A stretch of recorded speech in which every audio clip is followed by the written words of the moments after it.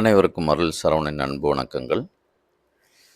தொடர்ச்சியாக என்னுடைய காணொலியை பார்த்துருக்கிறதுக்கு நன்றி. உங்கள் ஃப்ரெண்ட்ஸுங்களுக்கு ஷேர் பண்ணுங்கள், சப்ஸ்கிரைப் பண்ணுங்கள்.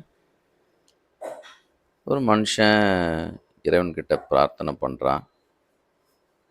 இறைவா, நான் 3 பாவங்களை செஞ்சுருக்கேன், அதை நீங்கள் மன்னிப்பீங்களான்னு கேட்குறான். முதலாவது, நான் செஞ்ச பாவங்கள் எல்லாமே முன்னதாகவே உங்களால் மன்னிக்கப்பட்டவன்னு தெரிஞ்சோம், அதுக்கு நான் பாவ மன்னிப்பு கேட்டேன். 2வது நீங்கள் எங்கே எல்லா இடத்துலையும் நிறைஞ்சிருக்கிறவங்க, ஆனால் அது தெரிஞ்சும் நான் ஊர் ஊராக அலைஞ்சேன். 3வது என் மீது என்னை விட உங்களுக்கு தான் அக்கறை அதிகம், ஆனால் அது தெரிஞ்சும் எனக்கு அதை கூட இதை கூட நான் வேண்டினேன்.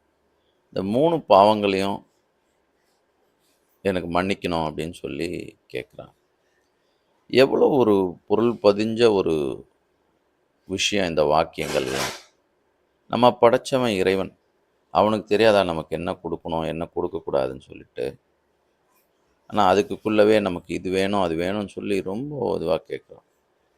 குழந்தைங்க மண்ணில் விளையாடிட்டு வந்தால் அந்த தாய் அதுக்காக ஒதுக்கிடுவாங்களான்னா, இதே மாதிரி குழந்தைங்க மடியிலேயே மலங்கழிச்சு அந்த குழந்தைய தூக்கி தூர போட்டுருவீங்களா?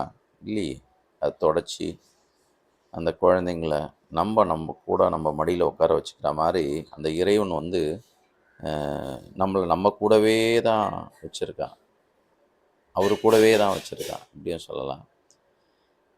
இந்த பிரார்த்தனை இப்படி இருக்கிற மாதிரி பார்த்தா இன்னொரு இடத்துல இன்னொருத்தர் வேண்டுறாரு, இறைவா, நான் யார்கிட்டையும் எதுவுமே கேட்டதில்லை, எல்லா பிரச்சனைகளுக்கும் உங்ககிட்ட தான் நான் கேட்டிருக்கேன், எல்லா துன்பங்கும் போதும் உங்ககிட்ட தான் நான் வந்திருக்கேன், என்னோட வாழ்வில் ஒவ்வொரு நிகழ்வுகளும் உங்ககிட்ட தான் நான் பிரார்த்தனை செஞ்சுருக்கேன். அப்போது அவர் காதில் ஒரு சின்னதாக குரல் கேட்டுச்சா, தெரியும் நீ எனக்கு எப்போதுமே ஒரு நிரந்தரமான தொல்லைன்னாராம் அவர். இது கொஞ்சம் விசித்திரமாக தான் இருக்குது.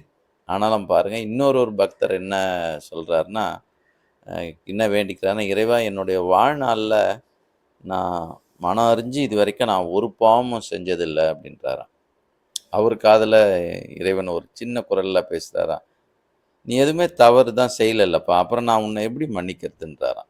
அப்போது நம்மளுடைய பிரார்த்தனைகளில் கூட நமக்கு நிறைய திருத்தங்கள் வேணும். நம்ம என்ன கேட்குறோம், எப்படி கேட்குறோம், அது நமக்கு தேவைதானா, அது சரியானதாக இருக்குமா, நமக்கு அது வாழ்க்கையில் வந்தால், அது நம்ம எதையுமே யோசனை பண்ணுறதில்ல. அதுக்கப்புறம்தான் அந்த நிகழ்வு நடந்த பிறகு இது ஏன் கேட்டோன்னு ஒரு சில வேண்டுதல்கள் நமக்கு இருக்கும். ஒரு சில வேண்டுதல்கள் அந்த மாதிரி இருந்ததில்லை. அப்போது நம்மளை படைச்ச இறைவனுக்கு நமக்கு என்ன கொடுக்கணும்னு அவனுக்கு தெரியும். இது நாள் வரையிலும் நமக்கு அது சரியாக தான் கொடுத்துருக்கான். அந்த கிராட்டிடியூட், அந்த நன்றி இருந்தாலே நம்ம வாழ்க்கையில் முன்னேறிடுவோம். உங்களுக்கு இதை எல்லாருக்கும் ஷேர் பண்ணுங்கள். வாழ்த்துக்கள். வாழ்க வளமுடன். நன்றி நன்றி நன்றி.